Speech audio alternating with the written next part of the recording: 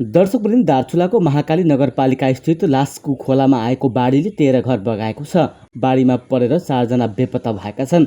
अविरल वर्षापछि शुक्रबार रातिदेखि आएको बाढीले 13 घर बगाएको र 4 जना बेपत्ता भएको जिल्ला प्रहरी कार्यालय दार्चुलाका प्रहरी निरीक्षक जगत मगरले जानकारी दिए। बेपत्ता हुने महाकाली नगरपालिकाका 2 जना र नौगाड गाउँपालिकाका 2 जना रहेको प्रहरीले जनाएको छ। प्रहरी निरीक्षक मगरका अनुसार बाढीमा फँसेकाहरूको अहिले सुरक्षाकर्मीको टोलीले उद्धार गरिरहेको छ। उनीहरूलाई उद्धार गरी विभिन्न स्थानीय समुदायमा सेवा केन्द्रमा राखिएको छ। बाढीले लास्कु खोलाकै झोलुङ्गे पुल पनि बगाएको छ। उक्त पुल बगाएपछि खोला पारीको बस्ती आवत जावतबाट वञ्चित बनेको छ। खोला पारीको बस्तीका नागरिक फोन सम्पर्क भए पनि पुल भत्किएकाले राहत वितरणमा कठिनाई भएको प्रहरी निरीक्षक मगरले बताएका छन्। साथै सोही झोलुङ्गे पुल विस्थापित गर्न बनिरहेको पक्की पुल पनि बाढीले बगाएको छ। लास्कु खोलामा आएको बाढी महाकाली नदीमा मिसिएको छ। यसले महाकाली नदी आसपासमा पनि क्षति गर्न सक्ने भन्दै स्थानीय प्रशासनले सचेत गराएको छ। यता काठमाडौँ महानगरपालिकाका मेयर बालेन शाह शनिबार भक्तपुर आएका छन्। बालेनलाई भक्तपुर महानगरपालिकाका प्रमुख सुनिल प्रजापतिले स्वागत गरेका छन्। उनको स्वागतमा नगरपालिकाको कक्षमा कार्यक्रम आयोजना गरिएको थियो।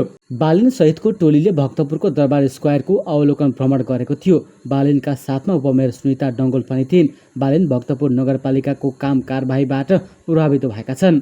उनी निर्वाचन परिणाम आउँदै गर्दा पनि भक्तपुर नगरपालिकाको कार्यालयमा पुगेका थिए। यस्तै काठमाडौँ महानगरपालिकाका मेयर बालेन्द्र शाहले नेपाली सेना र नेपाल प्रहरीलाई बहाल कर तिर्नका लागि केही दिन अगाडि ताकेता गरेका थिए। मेयर शाहको निर्देशनमा महानगरको राजस्व विभागले नेपाल आर्मी, नेपाल प्रहरी र समाज कल्याण परिषदलाई बहाल कर बुझाउन भन्दै पत्र लेखिसकेको छ। संविधानले आफूलाई दिएको अधिकार प्रयोग गर्दै महानगरले ती कार्यालयहरूले आफ्नो क्षेत्रभित्र बहालमा लगाई बहाल आम्दानी गरेको देखिएकाले वडा कार्यालयमा बहाल कर बुझाउन पटक पटक ताकेता गरे पनि नबुझाएकाले यस्तो कदम चालिएको बताइएको छ। बहाल आम्दानीको विवरण सहित प्राप्त भएको 10 दिनभित्र सम्बन्धित वडा कार्यालयमा गएर नियम अनुसार बहाल कर र जरिवाना बुझाउन महानगरले भनेको छ। तोकिएको मितिभित्र बहाल कर नबुझाए महानगरपालिकाले राजस्व ऐन 2075 बमोजिम कारबाही गरी बाँकी कर असुल उपर गर्न आवश्यक प्रक्रिया अघि बढाउने पत्रमा उल्लेख गरेको छ। यस्तै काठमाडौँ महानगरपालिकाले नक्सा पास नगरी बनेका घर तथा भवनको नक्सा 90 दिनभित्र पास गरिसक्न म्याद दिएको छ। महानगर क्षेत्रभित्र निर्माण भएका अनधिकृत संरचनाको नक्सा पास गर्न 90 दिनको समय सीमा दिएको हो। महानगरपालिकाले एक सार्वजनिक सूचना जारी गर्दै सरकारी, संस्थागत, निजी वा जुनसुकै प्रकृतिको भए पनि भवनको पनि नक्सा पास गर्न भनेको छ। महानगरको शहरी व्यवस्थापन विभागले नक्सा पास नगरी बनेका संरचना तोकिएको समयभित्र नक्सा पास नगरेमा कारबाही प्रक्रिया अघि बढाउने बताएको छ। मापदण्ड अनुकूल रहेका तर नक्सा पास नगरी बनेका भवन वा घरको नक्सा 90 दिनभित्र पास गर्न अनुरोध गरिन्छ, सूचनामा भनिएको छ। अन्यथा स्थानीय सरकार सञ्चालन ऐन 2074 र प्रचलित भवन निर्माण सम्बन्धी मापदण्ड संहिता र कार्यविधि तथा कार्यालयको निर्णय अनुसार कारबाही गरिने महानगरले चेतावनी दिएको छ। अर्को सूचना जारी गर्दै महानगरले भवनकै मात्रै नभएर सीमा पर्खालको नक्सा पनि पास गर्नुपर्ने बताएको छ। यस्ता पर्खालको नक्सा 35 दिनभित्र पास गर्न भनिएको छ। मापदण्ड विपरीतका सीमा पर्खाल नक्सा पास नगरी महानगरले भत्काउने सूचनामा उल्लेख छ। यसरी हटाउँदा लागेको खर्च पनि घरधनीबाटै असुल्ने महानगरले चेतावनी दिएको छ। यस्तै काठमाडौँ महानगरपालिकाका मेयर बालेन्द्र शाह बालेनले सर्वोच्च अदालतमा लिखित जवाब पेश गरेका छन्। अदालतको अपहेलना सम्बन्धी मुद्दामा पाएको जवाबमा उनले विपक्षीको निवेदन खारेज गरिपाउँ भनी बताएका छन्। नर्विक अस्पतालले नक्सा पास नगरी बनाएको संरचना तत्काल नहटाउन सर्वोच्चले दिएको अन्तरिमकालीन आदेशको विरुद्धमा अभिव्यक्ति दिएपछि अधिवक्ता दीपकराज जोशीले बालेन विरुद्ध अदालतको अवहेलना मुद्दा दर्ता गरेका थिए, जसको सुनवाई गर्दै सर्वोच्च अदालतले 7 दिनभित्र आफै उपस्थित भएर जवाफ दिन गत 13 गते बालेनका नाममा आदेश दिएको थियो। बालेनले वारिस विकास खड्का मार्फत जवाफ पठाएको महानगरका कानुनी सल्लाहकार ओम प्रकाश अर्यालले जानकारी दिएका छन्।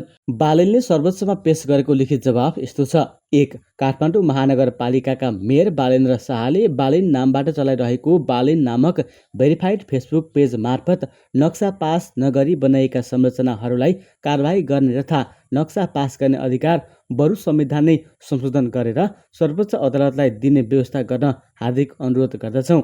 भनी गरेको टिप्पणी अशोभनीय मात्र होइन, सम्मानित अदालतको अवहेलना समेत हुने गरी गरिएको हुँदा टिप्पणी उप चित्त नबुझी सम्मानित अदालतको शरणमा आएका छौँ। यस्तो प्रकारको नकारात्मक र भ्रामक अभिव्यक्तिलाई अदालतको अवहेलना मान्नुपर्छ, कानुन बमोजिम कारबाही गरी पाऊँ भन्ने निवेदकको मुख्य माग दाबी रहेछ।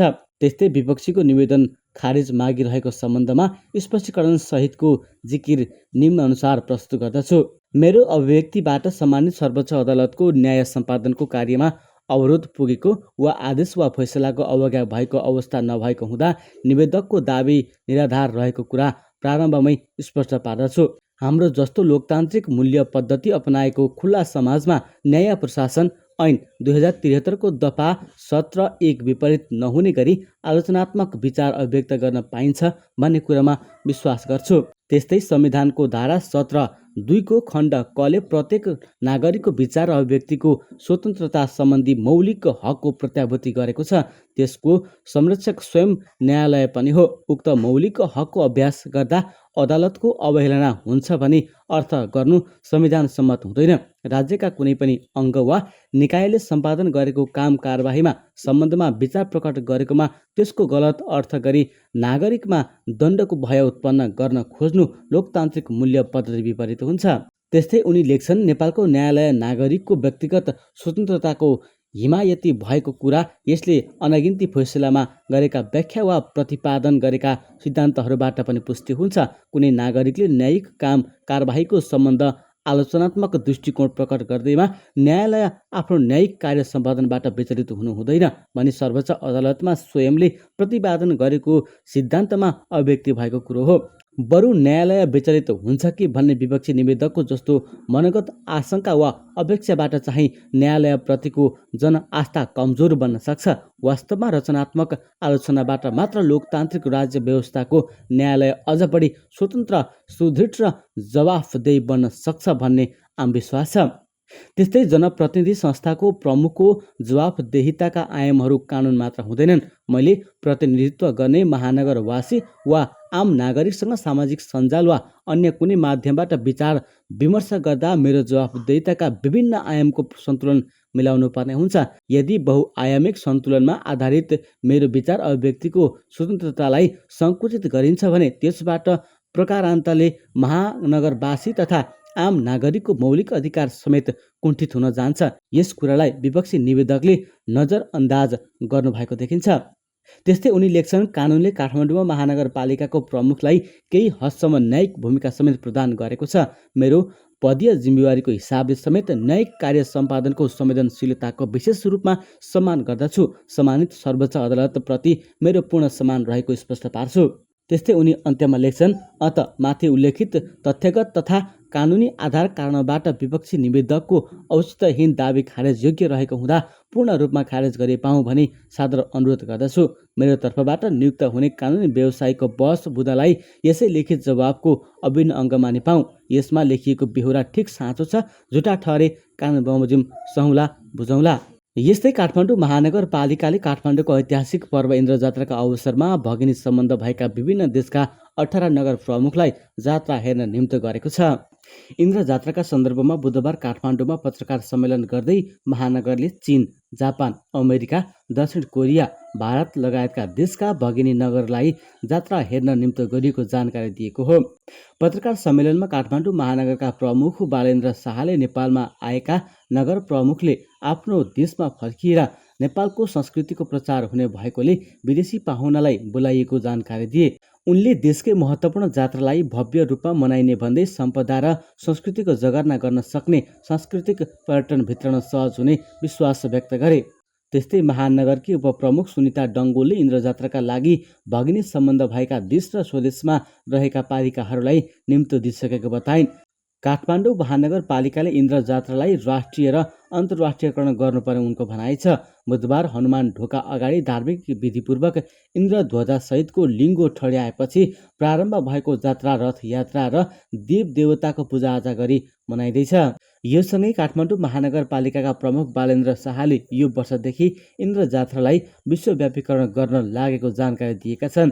इन्द्र जात्रा पर्व सञ्चालनका लागि जानकारी दिन बुधबार काठमाडौँ महानगरपालिकाले काठमाडौँमा पत्रकार सम्मेलन गरेको थियो। विदेशी पाहुनाहरूलाई स्थानीय सरकारको साथै सङ्घ सरकारको तर्फबाट पनि बोलाइएको बताएका छन्।